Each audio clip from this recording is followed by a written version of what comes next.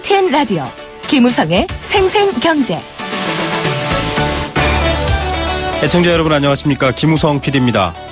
돈을 써야 하는 소비자 입장에서는 터무니없이 높은 가격을 지불할 때 무척 화가 납니다.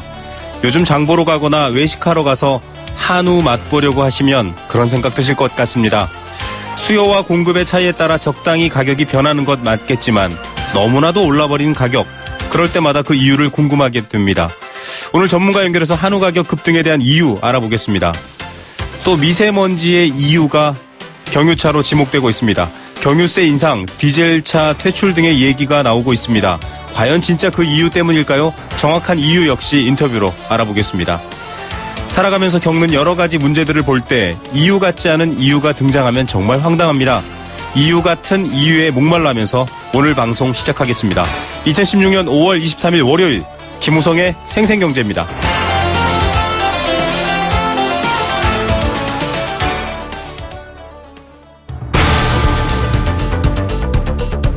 이 시각 주요 경제 뉴스 브리핑. 네, 이 시각 주요 경제 뉴스입니다. 은행들이 전반적인 이자 수익이 축소된 상황에서 결국 다시 수수료 인상 카드를 꺼냈습니다. 대형마트나 도매업에 적용되는 최저가격 유지 제도, 품질 향상을 위하고 또 무리한 가격이나 경쟁을 막겠다, 이런 취지인데요. 소비자들에겐 독이 될까요? 혹은 득이 될까요? 잠시 후 전해드리겠습니다. 일본 아베노믹스 이후의 경제 어디로 가고 있을까요? 해외 부동산 투자의 붐이 다시 일어날 조짐이 보인다고 합니다. 뉴스원 최명영 기자 연결해서 자세한 소식 알아보겠습니다. 안녕하십니까? 네, 안녕하십니까? 지금 주요 포털의 상위 랭크 탑 뉴스인데요. 네. 은행들이 수수료를 잇따라 인상한다, 이렇게 나왔네요. 잇따라 인상을 하고 있고요. 네. 마지막으로 KB국민은행이 동참을 해서 좀 이슈가 되는 것 같습니다. 잘 아시는 것처럼 예대마진 축소, 또 부실기업에 대한 충당금 적립, 이런 것들 때문에 은행들이 수익성이 굉장히 악화되고 있는데요.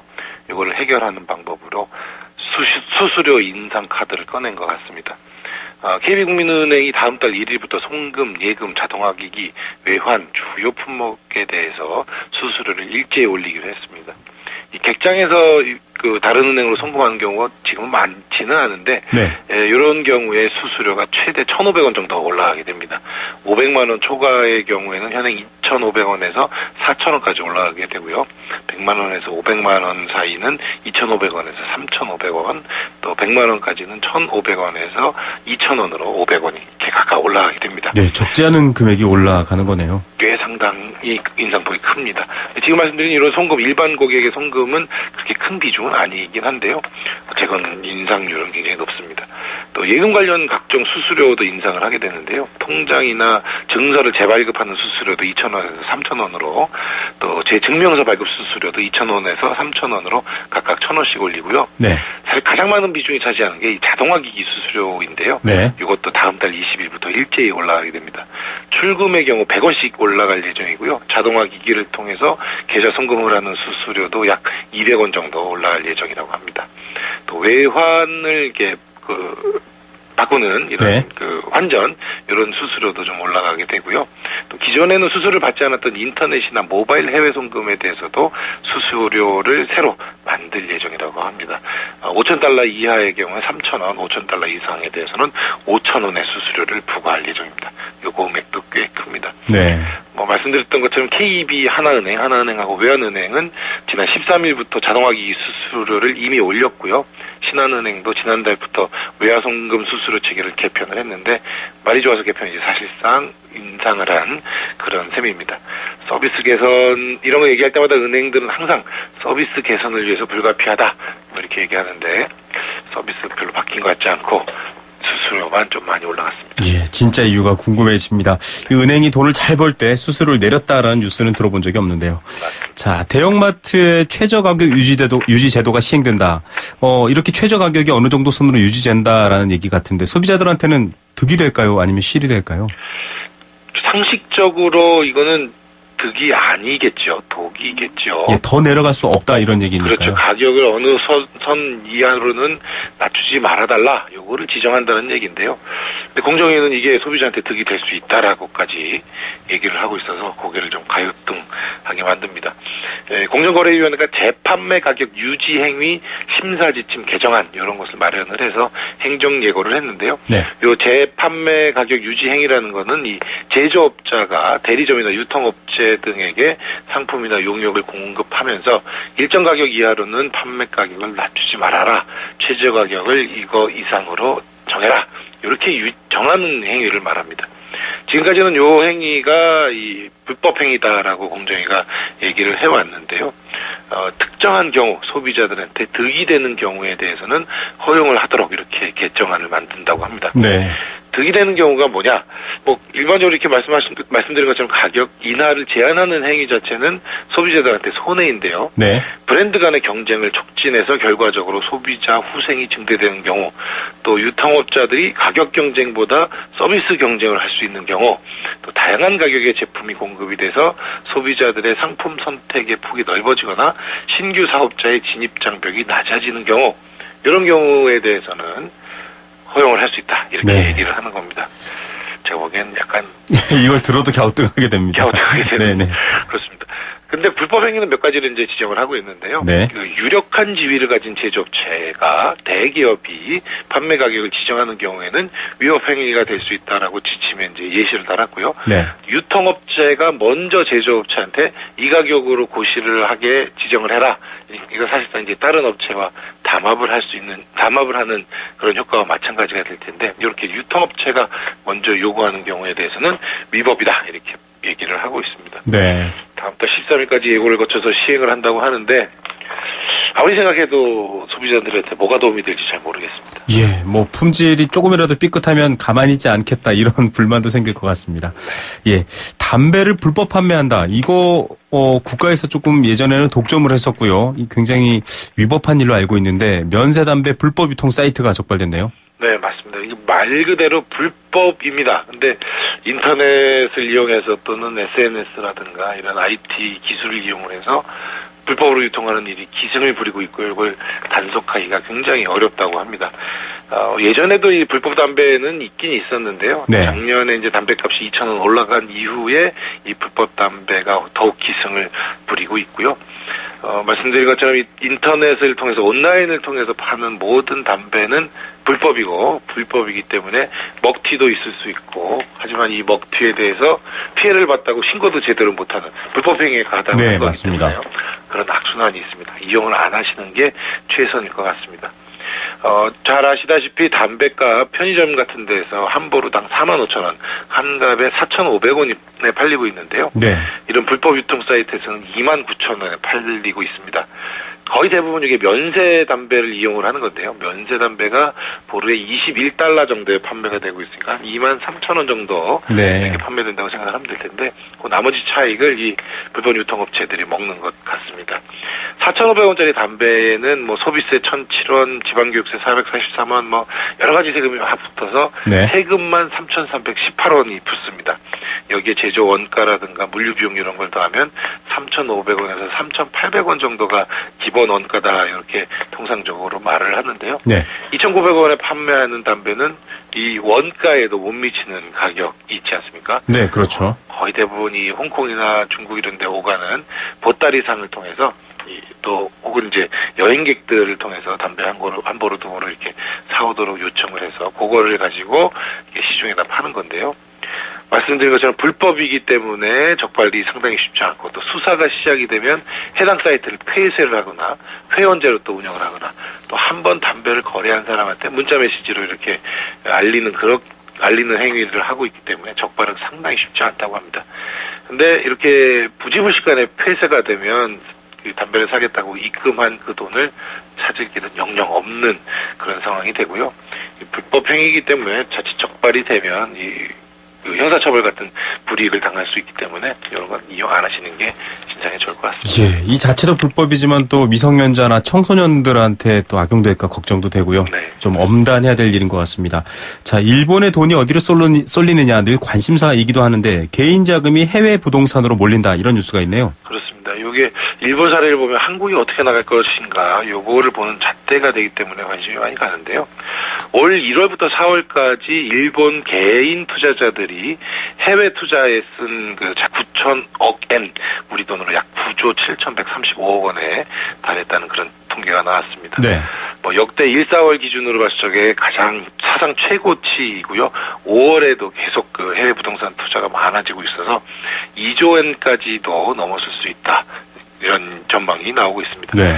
금리 인하가 계속됐고 최근에 마이너스 금리까지 내려가면서 국내에서는 더 이상 투자할 곳이 없는 그런 자금들이 해외로 나가고 있는 거고요.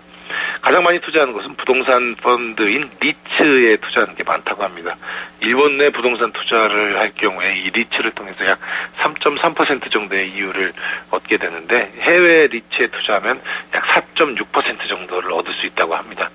이런 거에다가 그 환율의 효과까지 기대를 하면서 네. 해외 투자가 좀 많이 늘어나는 것 같습니다. 이런 그 일본 내에서는 이 금리가 내려가면서 부동산 시장도 화랑을 보이고 있고 부동산 과열이 좀 나타나고 있어서 대기업들도 부동산에 대한 투자가 좀 많이 늘어나고 있다고 하는데 한국에도 이런 조짐이 같이 이어질 수 있지 않을까 조금 우려되는 대목입니다. 네, 좀 걱정할 일이 더 많아지는 것 같습니다. 오늘 뉴스는 여기까지 듣겠습니다. 감사합니다. 고맙습니다. 네, 뉴스원 최명용 기자였습니다. 가장 빠른 증시 분석. 오늘의 증시 분석. 네, 한 주의 시작을 알리는 월요일 증시 상황 알아보겠습니다. SK증권 명동지점 김춘석 부장 연결하겠습니다. 안녕하십니까? 네, 안녕하십니까? 예, 오늘 증시 상황 어땠습니까? 네, 오늘 모처럼 만에 상승으로 끝났습니다. 거래소 시장이 1955.25, 7.58포인트가 올라서 끝났고요. 코스닥 지수도 691.1로 끝나서 6포인트 올라서 끝났습니다. 모처럼 690선 회복을 했는데요. 거래소 코스닥 양시장 기관들이 오늘 매수를 들어오면서 끌어올리는 모습을 보였었고요. 특히 거래소 시장에서는 오전에 외국인들이 매도가 나왔었는데 이게 오후장에 매수세로 돌아서면서 시장을 끌어당기는 모습을 보였습니다. 네. 눈에 띄는 부분 자체는 이제 오늘 보니까 이제 5차 규제 개혁 장관회의가 있었다고 얘기가 나오고 있는데요. 네. 여기서 나왔던 부분이 이제 바이오 헬스케어라든지 드론 그리고 자율주행차, 사물 인터넷 이런 산업 쪽의 규제를 대폭해서 정비하겠다 이런 얘기가 나왔습니다. 그러다 네. 보니까 관련된 쪽이 상당히 큰 폭의 상승세를 보였는데 특히 이제 바이오 헬스케어 관련주들 쪽에서도 줄기세포 관련된 쪽이 강한 상승세를 보여서 눈에 띄는 그런 모습을 보이고 있습니다. 예. 향후 좀 증시가 더 좋아질 거다. 그러나 1980대에서 또 한 번 저지를 받을 거다. 이런 얘기가 있던데요. 이번 주 어떻게 전망하십니까? 시장 자체에 지금 시장 자체 누르고 있는 가장 큰 이슈 자체가 사실은 미국의 6월 금리 인상설입니다. 네. 지난 2주 동안에 페드 연준의 지역 총재라든가 이런 사람들이 6월 금리 인상 발언이 상당히 늘어났었는데요. 네. 가장 중요한 게 이번 27일 날이죠. 현지 시간으로 앨런 의장 자체가 이제 맹주 경제학 교수와 함께 하버드대 간담회에 참석할 예정입니다. 네네. 그래서 여기서 혹시 어떤 발언이 나올 것인가가 상당히 중요할 걸로 보여지고 있고요. 또 하나는 미국 1분기 GDP 수정치가 27일 역시 나오는데 네. 예상보다 상당히 양호한 걸로 나타날 것으로 예상이 되고 있습니다. 그러니까 지난 예비치가 플러스 0.5%포인트였는데 이건 이제 플러스 0.8 정도가 나올 예상되고 있기 때문에 이런 여러 가지 그 측면을 보다 보면 사실 글로벌한 어떤 위험 요소 자체는 조금씩 사그라드는 모습이 보이고 있거든요. 네. 그리고 지난주 조정으로 금리 인상설에 대한 어떤 우려감이 상당히 좀 낮아진 그런 모습이기 때문에 오히려 이번 주 시장 자체는 좀 긍정적으로 봐도 좋지 않을까 개인적으로 생각하고 있습니다. 예, 알겠습니다. 오늘 여기까지 듣겠습니다. 감사합니다. 네, 감사합니다. 네, SK증권 명동 PIB센터 김춘석 부장이었습니다. 안녕하세요, 송중기입니다. 이번에 하이트가 새롭게 바뀌었다네요. 제가 한번 마셔보겠습니다.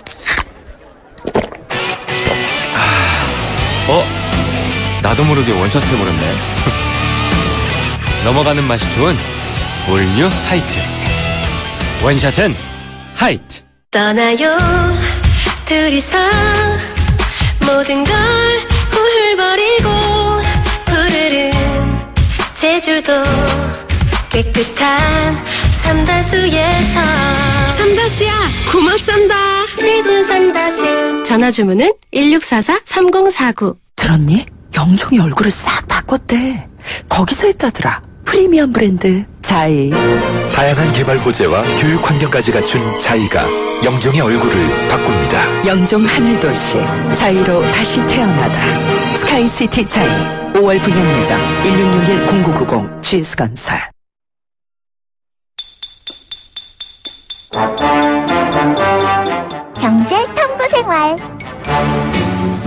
생생경제 1부 포스코와 함께했습니다. 1부 마치면서 퀴즈 선물 상식 함께하는 경제 탐구생활입니다. 정답을 맞춰주시면 알칼리수로 건강해지는 내 몸 A수 알칼리 생수 한 박스 보내드리고요. 2016년 매주 목요일 여행 스케치의 나무야 콘서트 티켓도 드립니다. 또 말의 과잉시대 아무도 주목하지 않았던 침묵의 미덕을 전하는 침묵의 미술 책도 선물로 보내드리고 있고요. 일산 원마운트 워터파크 티켓도 드리고 있습니다. 단문 50원, 장문 100원의 정보 이용료 부과되는 샵 0945번 문자로 참여하실 수 있습니다. 자, 오늘 퀴즈는 구조조정 관련된 내용입니다. 부실기업 구조조정에 드는 비용 마련과 관련해서 이것의 자본 확충 방안이 논의되고 있습니다. 하지만 그동안 이들 부실기업들, 구조조정 대상 기업들을 제대로 관리하지 못한 이것에 대한 책임론 역시 지적되고 있습니다. 자, 이것에 속해 있는 직접적인 회사 이름들 얘기해 드리죠. 산업은행의 경우 주채권은행으로 대우조선해양의 경영 감시를 해왔지만 1년 사이에 부채 비율이 6,800% 가까이 오르는 그런 결과를 낳았고요. 수출입은행 역시 성동조선의 주채권은행이면서도 부실 경영을 했다, 이런 질타를 받고 있습니다. 이곳은 일반은행이 필요한 자금을 공급하지 못하는 특정 부문에 대한 자금을 원활히 공급하는 그런 역할을 하고 있습니다. 또 나름대로의 항변도 하고 있습니다. 한국은행, 산업은행, 중소기업은행, 수출입은행 등이 있습니다. 이 은행들은 정부가 특정한 목적을 달성하기 위해서 특별법에 의해 설립한 은행입니다. 네 글자로 부릅니다. 정부의 정책을 달성하기 위한 은행. 이걸 네 글자로 만들면 뭐가 될까요? 시작 글자는 국입니다. 정답 보내주십시오.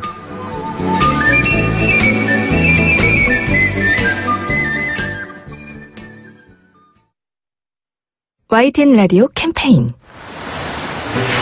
물 없는 한라산, 물 없는 제주 바다를 상상할 수 있나요? 제주의 아름다운 자연과 풍경은 깨끗하고 건강한 물이 있기에 가능합니다. 제주를 아름답게 만들어주는 건강한 물은 우리의 몸과 마음도 아름답게 만들어줍니다. 건강한 몸과 마음을 지키는 일. 아름다운 물을 사랑하고 지키는 일에서부터 시작됩니다.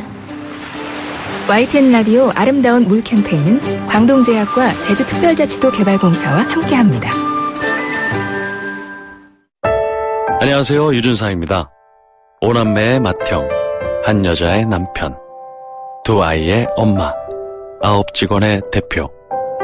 누군가를 지키기 위해 힘써온 당신의 또 다른 이름은 사장님입니다. 그런 당신을 이제 노란우산 공제가 지켜드리겠습니다. 연 300만원 소득공제는 물론 압류 금지로 보호받고 연 복리 이자에 상해보험 무료 가입까지 노란우산 공제와 함께하면 사업을 시작할 때도 사업이 끝난 후에도 든든합니다. 사장님의 희망자산 노란우산 공제.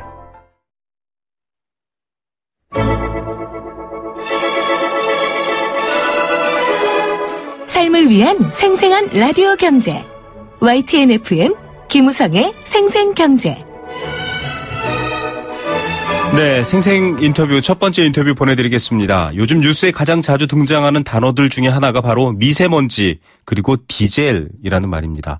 디젤차 몰고 다니시는 분들은 죄진 기분이라고도 하시는데요. 과연 미세먼지의 주범 디젤차일까요? 더 큰 문제는 정확한 정보가 부족한 상태에서 책임론이라든지 원인에 대한 분석만 거세지고 있다는 겁니다. 거기에다가 경유 가격 인상, 환경세 부과 등 정책 수단에 대한 논의가 벌써부터 성급하게 나오고 있습니다.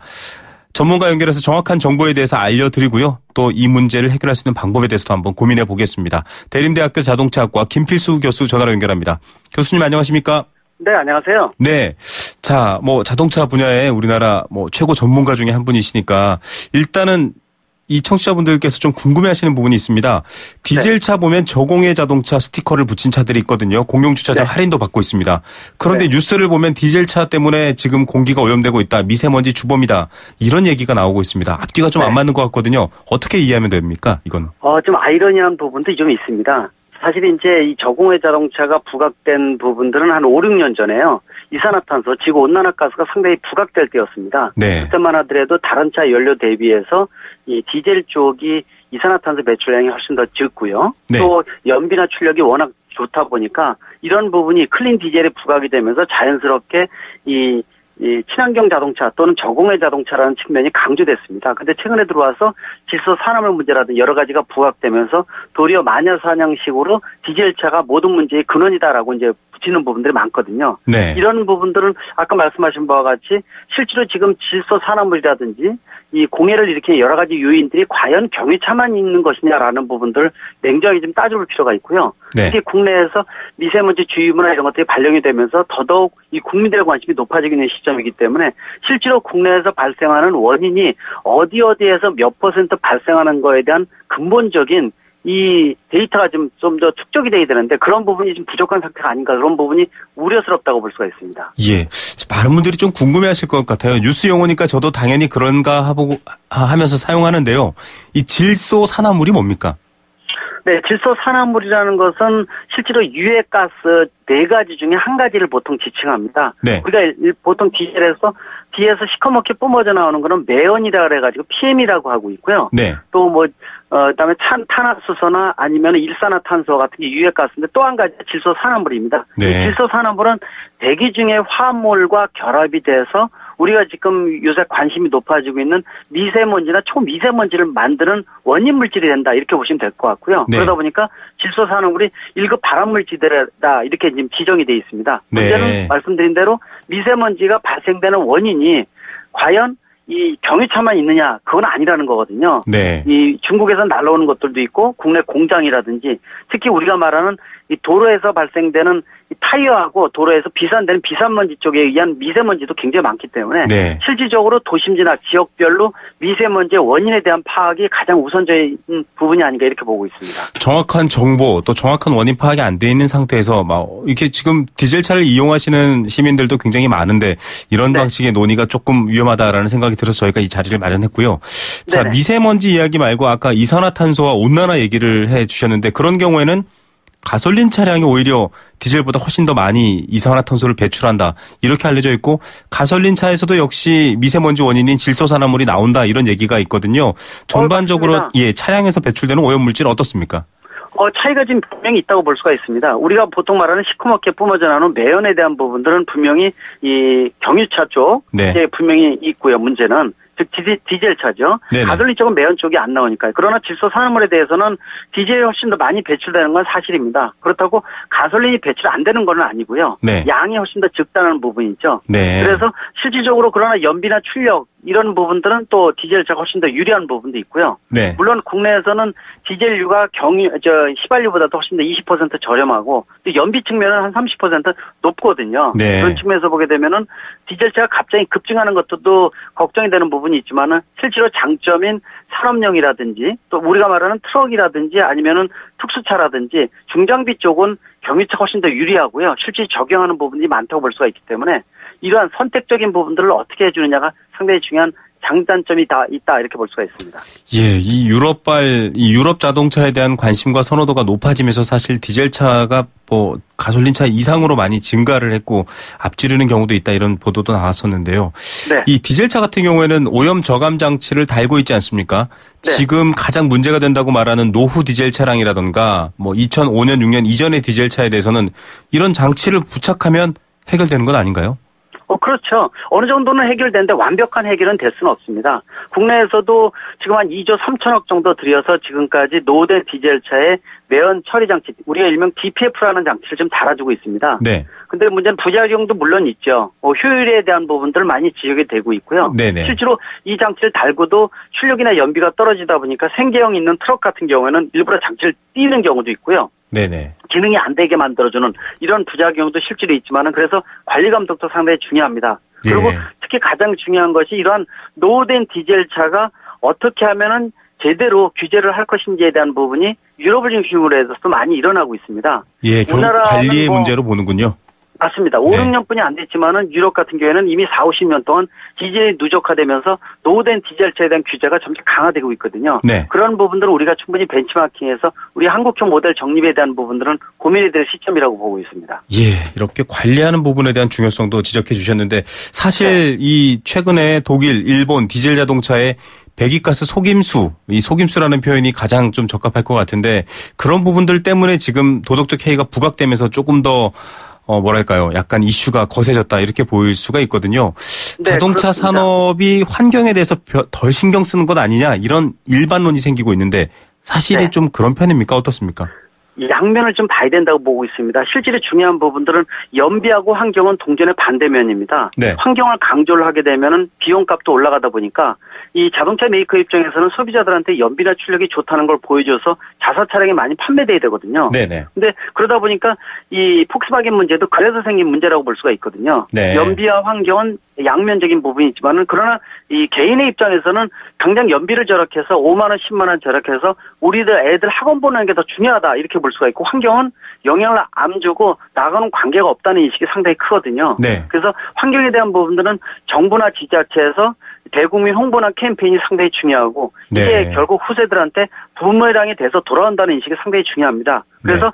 자동차의 선택은 오직 경제성 논리에 의해서 맡겨놓는 거기 때문에 소비자들한테 친환경 자동차의 인센티브 같은 정책을 통해서 경유차보다도 훨씬 더 오래 쓸 수가 있고 환경적이고 연비도 좋다라는 인센티브를 강력하게 만들므로 인해서 이 구입 어떤 촉매를 이쪽 친환경차로 옮겨주는 이러한 전체적인 그림이 좀 필요하기 때문에 나무를 보기보다 숲이나 전체 산을 보고 정책적인 부분을 배려하는 것이 더 중요하다고 볼 수가 있습니다. 예, 이 숲에 대한 얘기해 주셨는데 사실 그래서인지 이번에 이 경유차의 환경 논란 이슈가 사실은 좀 미국처럼 에너지 자금률도 높고 경유차에 대한 좀 경제적인 이 수요나 요구가 없는 국가에서 좀 만들어낸 이슈에 우리가 좀 끌려간 거다 이런 비판들도 있거든요. 실제로 유럽이나 비산유국에서는 아직도 뭐 경유차에 대한 인식이 그렇게 나쁘지 않은데 어떻게 보십니까?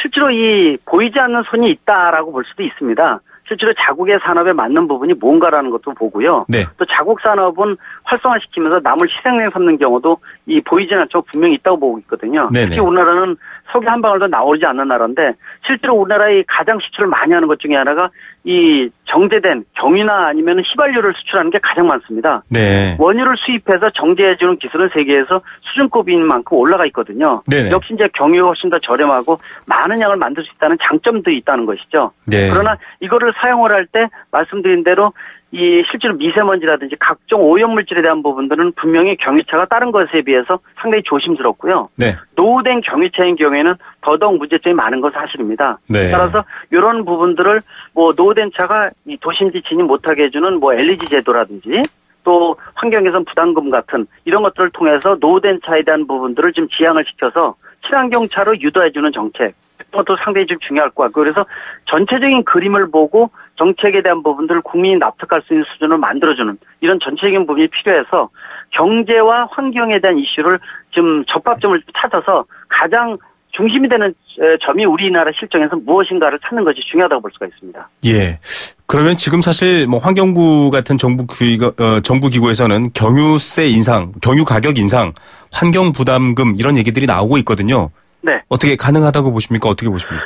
일단 이 경유값 인상에 대한 부분들은 고민사항이 많을 겁니다. 이 에너지 비용에 대한 것들은 그냥 생긴 게 아니라 3, 40년 동안 여러 가지 시스템이 결합이 돼서 만들어진 거거든요. 네. 이게 올라가게 되면은 다른 산업까지 이 다른 물가까지 올라가고 결국은 전기비라든지 또는 우리가 말하는 이 요금까지도 올라갈 수 있는 요소가 크기 때문에 함부로 움직일 수 있는 요소는 아니라고 보고 있고요. 예, 예. 그러나 이 유럽의 300군데 도시에서 지금 도입하고 있는 LEG 노후된 차가 도심지 진입 못하게 하는 제도라든지 또 지금 유로 5, 6에 중지되어 있는 환경개선 부담금 문제라든지 또 경유차를 조기 폐차한다든지 또 가장 중요한 것이 친환경차입니다. 네. 플러그인 하이브리드나 아니면은 전기차 같은 부분들을 인센티브를 강력하게 만들므로 인해서 네. 소비자가 자연스럽게 경유차 도입보다도 이 친환경차 도입에 대한 인센티브를 주는 게 상당히 중요한데 네. 국내에서는 일부 보조금만 주고 있지 이런 정책은 펴주지 않고 있거든요. 예를 들어서 사실은 전기차 같은 경우에 네네. 도심지 버스 전용차로 진입을 허가해준다든지 이런 강력한 정책이 필요하다 네. 이렇게도 볼 수가 있습니다. 예, 여쭤보려고 하는 질문에 답을 미리 주셨습니다. 사실은 네. 경제적인 이유도 그렇고 환경적인 이유도 그렇고요. 하이브리드 차량 같은 지원 정책이 필요하다. 그런데 시내 버스 전용 차로를 주행할 수 있는 어떤 특권을 주자 이런 것들은 참 어떻게 보면 수요를 유도할 수 있는 아닌 것 같습니다. 네. 네, 오늘 얘기는 여기까지 듣겠습니다. 감사합니다. 네, 고맙습니다. 네, 대림대학교 자동차학과 김필수 교수였습니다.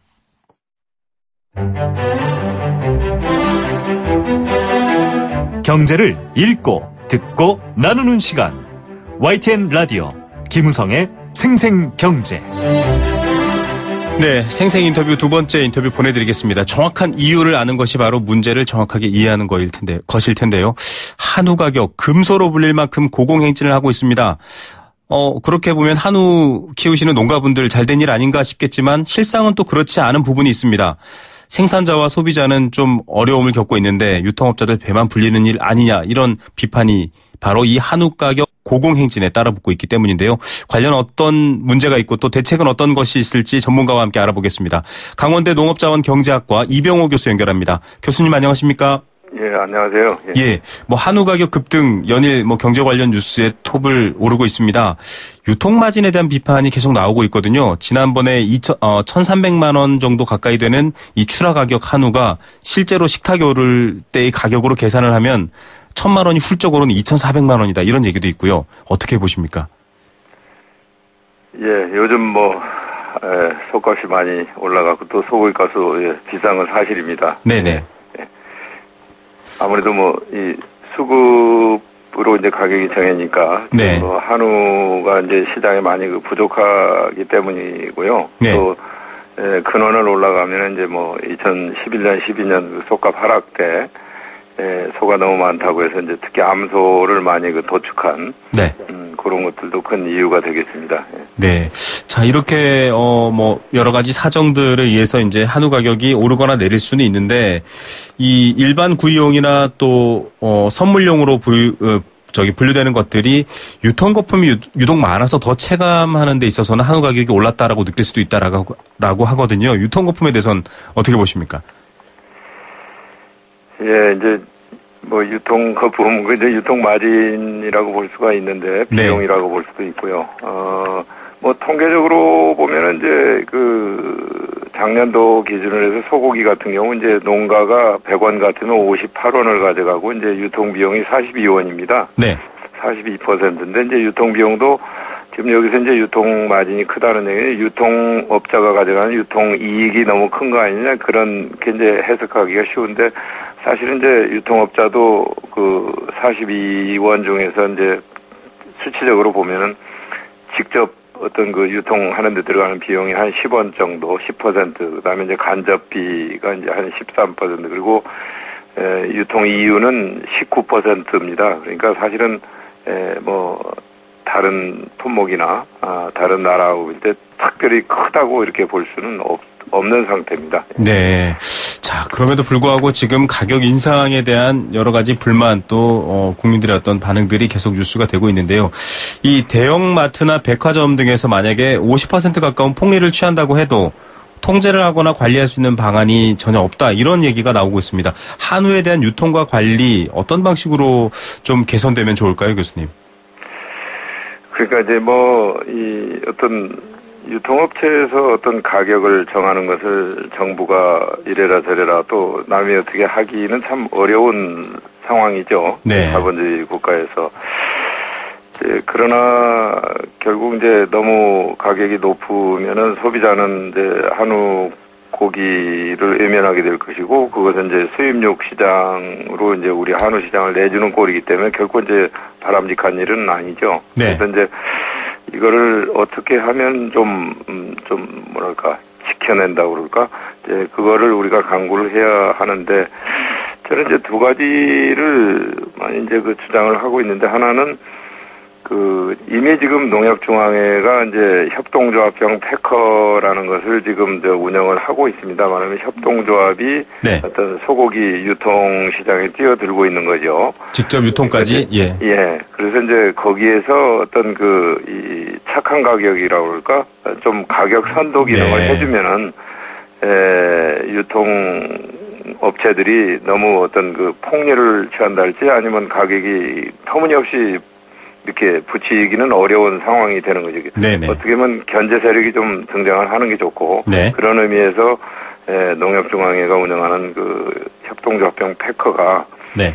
이러한 부분에서 좀 견제 기능을 좀 착실히 해주기를 바라고 또 하나는 이제 요즘 한우 농가들이 이제 영농조합법인이랄지 이렇게 어떤 협동조합을 통해서 자기 스스로 어떤 도축을 해서 판매를 한달지 경우에 따라서 이제 정육형 식당 같은 것을 운영하는 사례도 많이 늘어나고 있거든요. 이와 같은 어떤 직거래가 늘어남으로써 소비자들이 조금 더 싸게 구입하거나 싸게 드실 수 있는 기회를 좀 늘려준다면은 이것도 역시 견제 기능을 할 수 있지 않을까 이렇게 생각을 합니다. 예, 결국은 좀 합리적인 가격대와 또 시장을 형성할 수 있는 이 루트의 다변화 이런 제안으로 들려지는데요.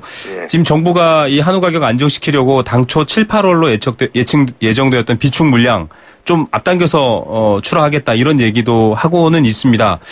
그래도 뭐 한우 가격은 당분간 상승할 거다 이렇게 볼 수 있을까요? 언제쯤 안정될 것 같습니까?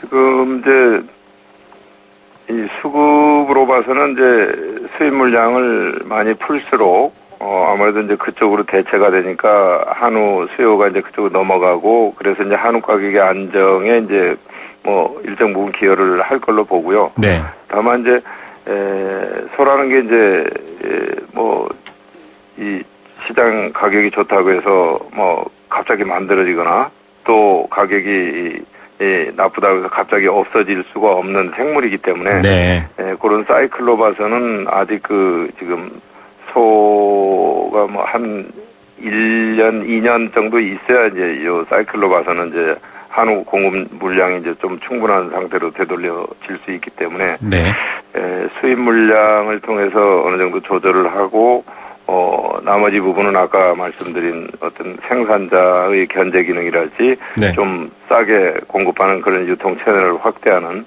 그런 쪽으로 갈 수 있는 방법밖에 지금 없지 않겠는가 이렇게 생각을 합니다. 예. 지금 뭐 교수님께서 지적해 주신 이 생산자가 유통 구조와 가격을 견제할 수 있는 이런 협동조합 체제들 뭐 많이 이상적이고 사실 최근 들어 관심을 많이 갖는 분야긴 한데요. 실상은 어떻습니까? 좀 적용돼 있습니까? 아니면 아직도 좀 자리를 못 잡았나요? 이제 뭐 아주 큰 비중을 차지하고 있지는 않습니다만 현재 지역별로 이제 그런 데가 상당히 그 성과를 거두고 있고 또 농협중앙의 어떤 그 협동조합형 패커도 이제 나름대로 지금 뭐 몇 년 안 됐습니다만 점차 그 영향을 확대해가고 있기 때문에 이 부분에 조금 더 신경을 쓰고 기능을 강화한다면은 상당 부분 제 역할을 할 수 있을 걸로 이렇게 저는 봅니다. 예. 소비자들도 늘 구매하시는 곳에서 비싼 한우 가격에 대한 어떤 불만만 갖기보다는 지금 교수님 말씀해 주신 다양한 루트를 또 적극 활용하는 것도 시장을 형성하는 데 좋은 영향을 줄 수 있을 것 같습니다. 오늘 얘기는 여기까지 듣겠습니다. 감사합니다, 교수님. 예, 감사합니다. 네, 강원대 농업자원경제학과 이병호 교수였습니다.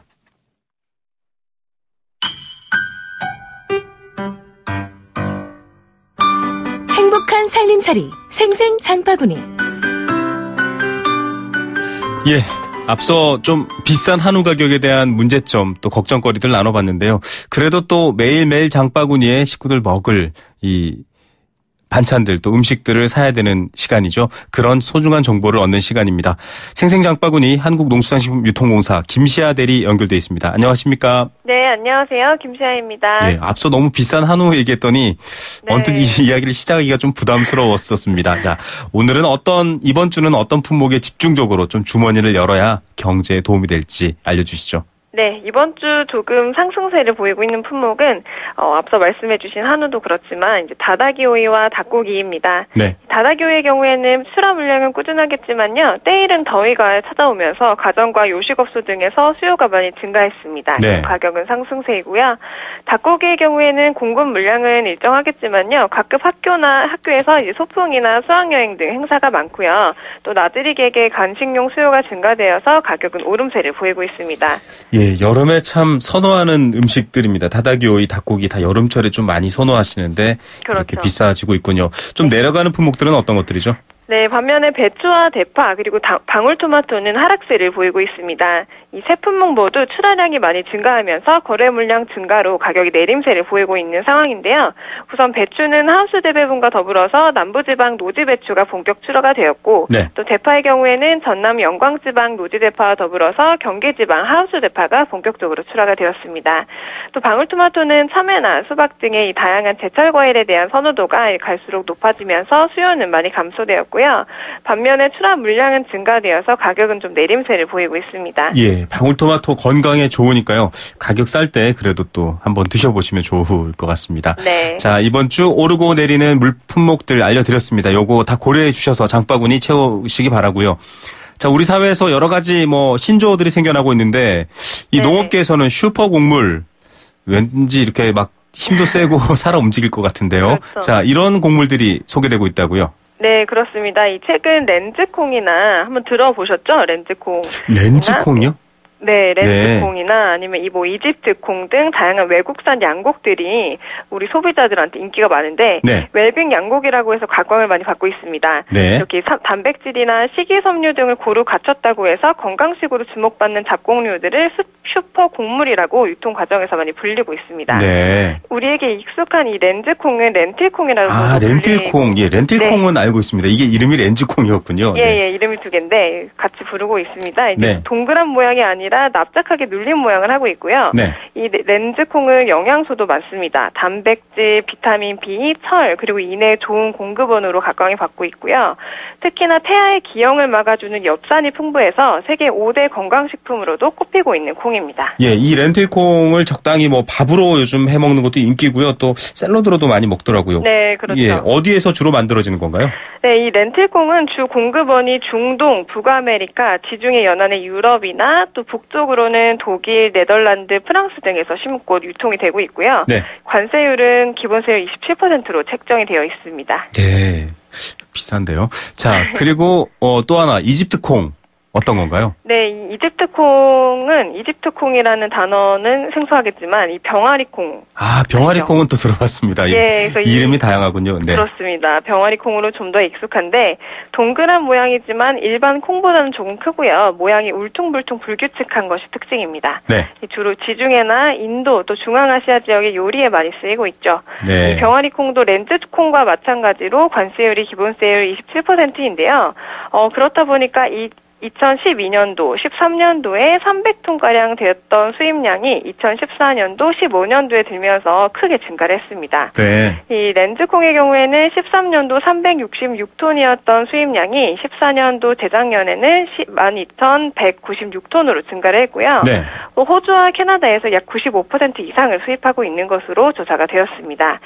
또 이 병아리콩은 13년도 308톤이었던 수입량이 14년도 1,487톤으로 증가를 했고요. 네. 미국과 호주에서 약 80%를 이상을 수입하고 있는 걸로 조사가 되었습니다. 자, 이렇게 수입 물품이 많을수록 좀 엄격하게 원산지 따져야겠죠? 간단하게 말씀 부탁드립니다. 네, 그렇습니다. 이 수요가 많이 증가하는 만큼 부정 유통을 방지할 필요도 있고요. 또 소비자분들께 정확한 품질 정보 제공하기 위해서 국립농산물 품질관리원에서 특별 관리가 들어갑니다. 네. 대상은 양곡 가공 및 매매 업체 12만여 개소이고요. 대상 품목은 렌즈콩이나 이집트콩 등 수요가 많은 품목을 관리를 하게 됩니다. 네. 우선 지난 5월 16일부터 6월 17일까지는 1차 계도, 즉 잘못된 것을 바로잡는 절차를 밟고 있고요. 네. 하반기부터는 중점적으로 단속을 실시해서 소비자분들께 정확한 정보 제공과 또 선택권 보장해 드릴 수 있도록 할 예정이라고 합니다. 예, 이런 것들 속이지 않고 또 건강하고 맛있는 식탁 일주일 동안 차려가시기 바랍니다. 오늘 말씀 여기까지 드릴게요. 감사합니다. 예, 감사합니다. 네, 한국농수산식품유통공사 김시아 대리였습니다. 안녕하세요, 송중기입니다. 이번에 하이트가 새롭게 바뀌었다네요. 제가 한번 마셔보겠습니다. 나도 모르게 원샷 해버렸네. 넘어가는 맛이 좋은 올뉴 하이트. 원샷은 하이트. 안녕하세요. 삼성생명 모델 조정석입니다.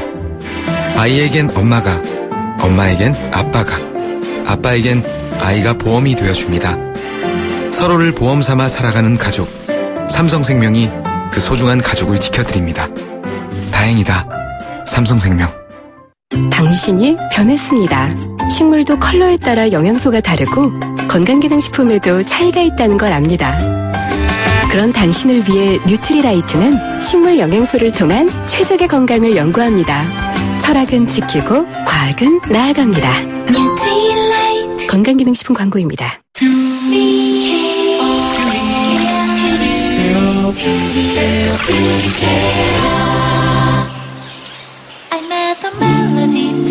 초미세 기술로 순수한 공기를 시작하다.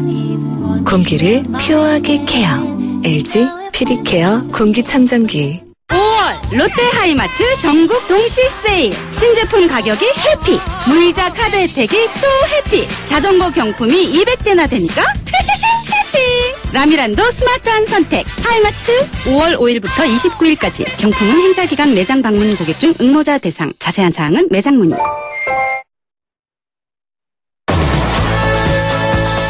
네, 생생경제 포스코와 함께했습니다. 오늘 퀴즈 정답은 국책은행입니다. 2531님 아깝습니다. 저희가 한 번 더 나중에 내일이든 모레든 정답 보내주시면 꼭 당첨해드릴게요. 예. 자, 1352님 찍어봅니다. 국책은행 맞는데요. 찍으셨기 때문에 선물은 다음에 드리겠습니다. 4660님 생수 한 박스 선물 드립니다. 운전이 업이라 오랜 시간 청취하고 있습니다. 더욱 균형 잡힌 보도 부탁드립니다. 예, 열심히 하겠습니다. 1434님 책 선물 보내드립니다. 국민의 부담만 자꾸 준다는 생각뿐이네요. 네. 좀 그런 생각 드시죠? 저도 그렇습니다. 자, 여행 스케치 공연 티켓입니다. 1753님. 정답은 국책은행입니다. 이거 모르면 바보. 생생경제 일주일만 청취하면 경제 전문가. 예, 감사드립니다. 내일도 열심히 하겠습니다. 내일 다시 찾아뵙겠습니다. 김우성이었습니다.